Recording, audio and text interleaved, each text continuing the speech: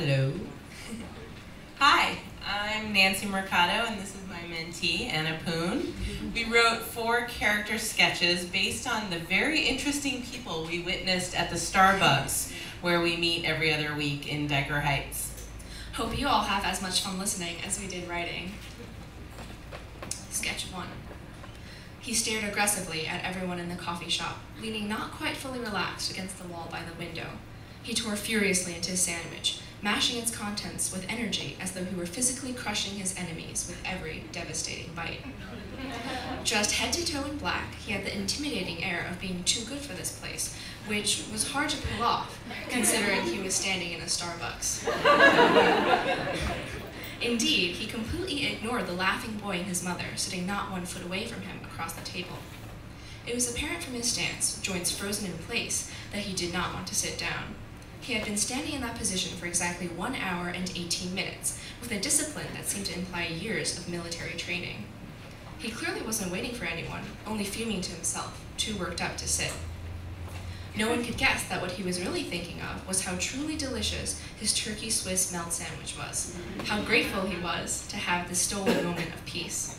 No one could guess that what appeared to be aggressiveness on his part was actually a hypersensitivity to every sparkling facet of his environment. Nothing escaped his notice. Not his neighbor's argument about what caffeine did to little boys, not the icy breeze that would drift in when new customers entered, not even the cash that the barista slipped casually into her bra when no one was looking. His every nerve and sense was so finely tuned into his surroundings that they sparked with electric fire. No one could guess that the truth was that Chang was on the run. No one could guess that Chang was an American spy and that his real name was not Chang at all, that he was fleeing assassins deployed from the Czech Republic. Finally, no one could guess that the reason Chang abruptly stood up and rushed out the door was because he had finally been found, his fleeting moment of peace chased away forever. Sketch 2. Paolo knew it looked funny, standing while everyone else sat, but he couldn't help it.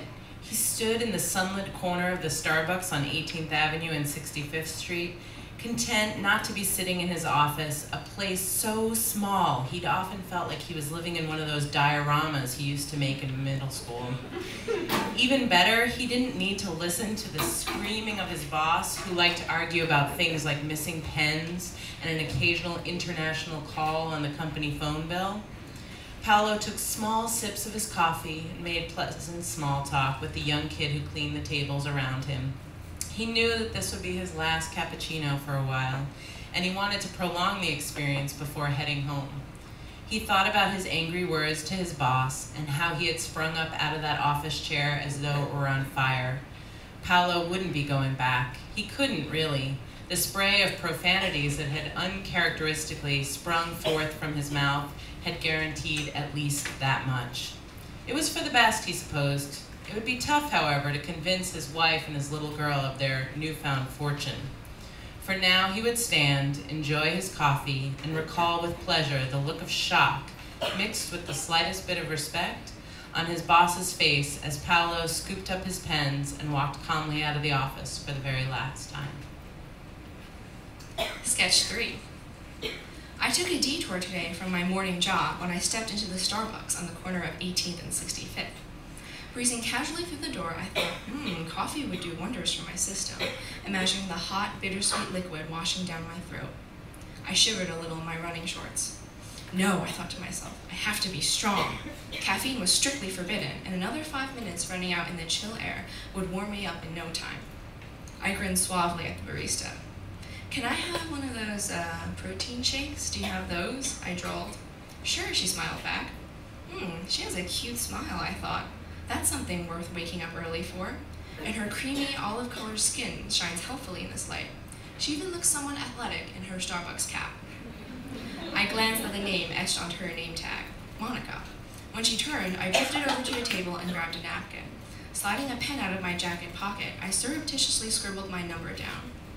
Sir, your protein shake? Monica called.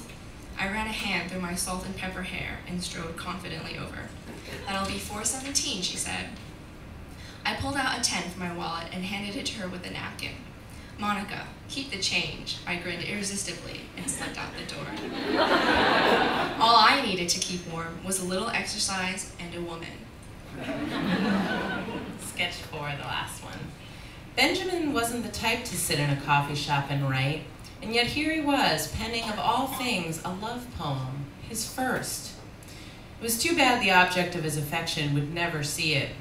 The other boys at yeshiva could, if only the other guys at yeshiva could see him now, writing sad, romantic lines to a boy who would never return his affection, they would do more than laugh.